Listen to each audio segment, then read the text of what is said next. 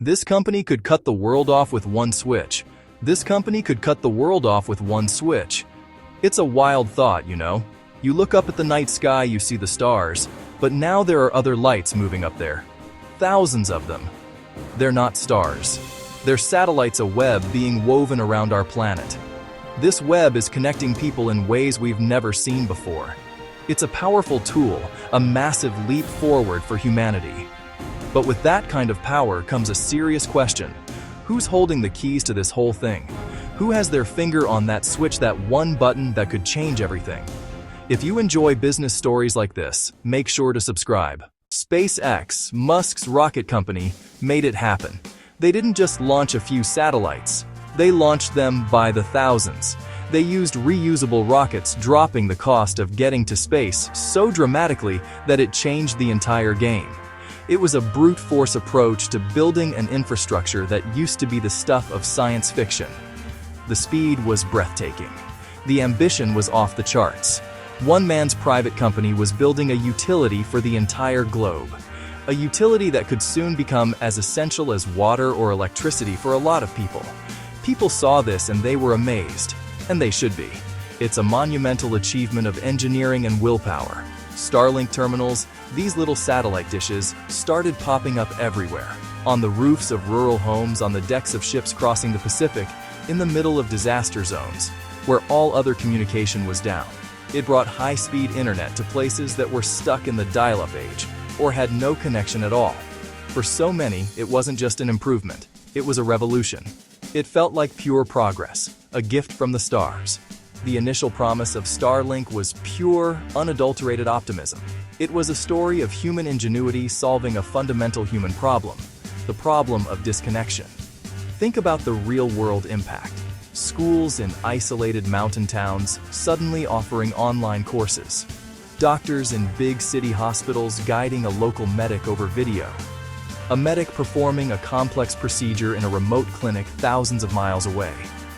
Rescue teams coordinating in real time after an earthquake with no cell towers. That is powerful stuff.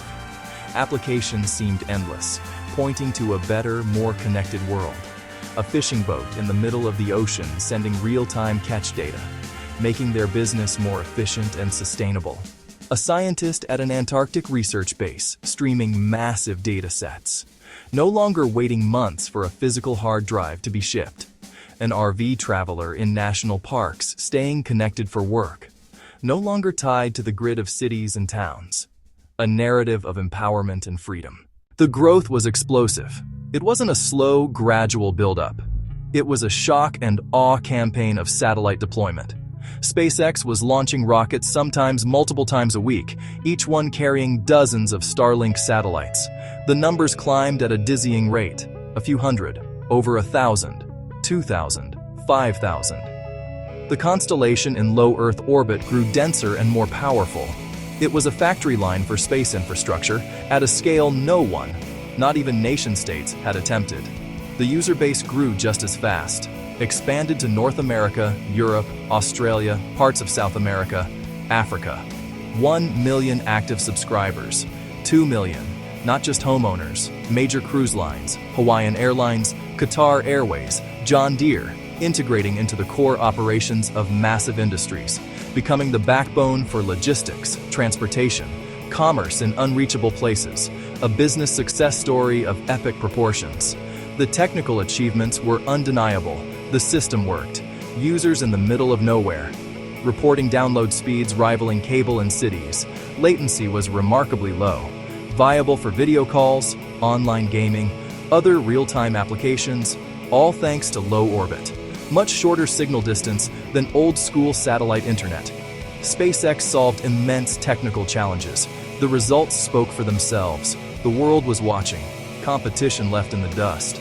Amazon Project Kuiper. European Union satellite plans. So how does this control actually work? It's not just one thing. It's a combination of factors. First, ownership. SpaceX owns the satellites. SpaceX owns the ground stations. SpaceX owns the user terminals. SpaceX owns the entire end-to-end system. That's vertical integration.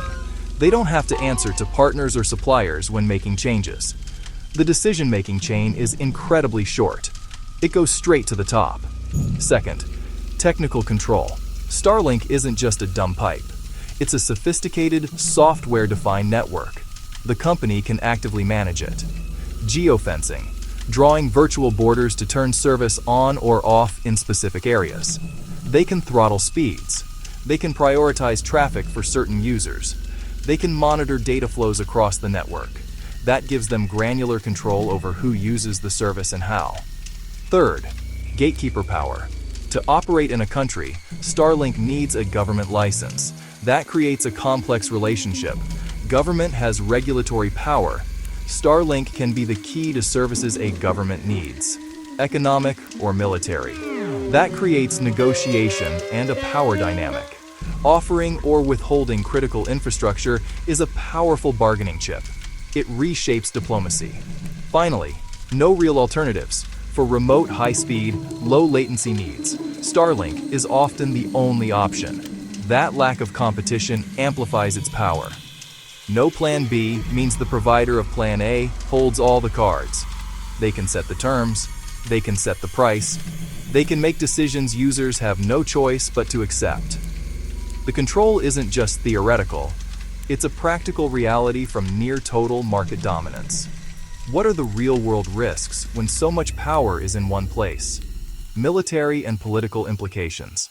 These are the starkest. Imagine a conflict zone where one side relies on Starlink for drone operations, for communications between units, for intelligence gathering. Narrator. Next, economic risks. Narrator. A small island nation whose entire economy becomes dependent on Starlink. Tourism. Narrator. Banking. Narrator. Government services. Narrator. What if the company dramatically increases prices? Narrator. Or a technical glitch? Narrator. Or a software bug? Narrator. Or a solar flare that takes out many satellites? Narrator. A single point of failure could trigger a national economic crisis. Narrator. Dependence creates vulnerability. Narrator. Now, privacy. Narrator. Massive amounts of data flow through the network.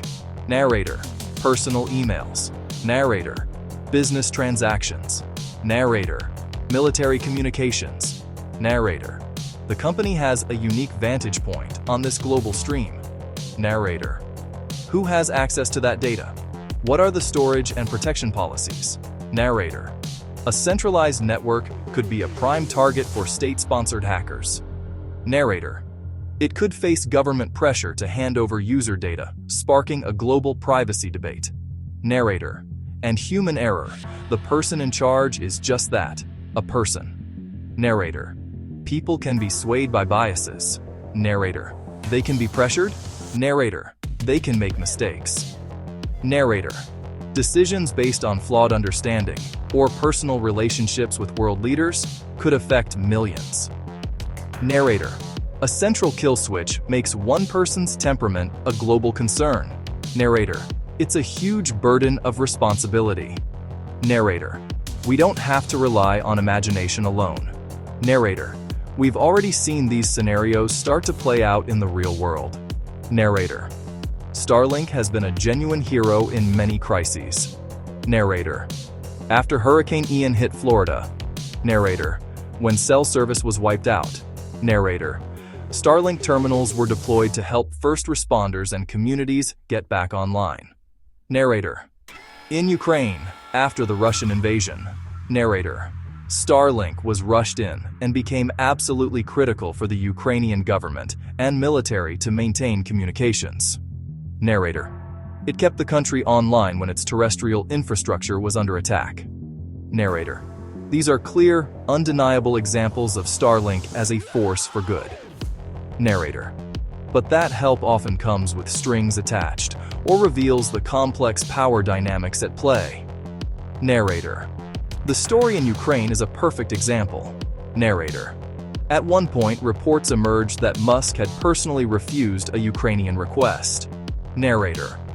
To extend Starlink coverage into Crimea to facilitate a drone attack on the Russian naval fleet. Narrator. Regardless of the specifics, The incident highlighted the fact that a private CEO was making tactical decisions in the middle of a war.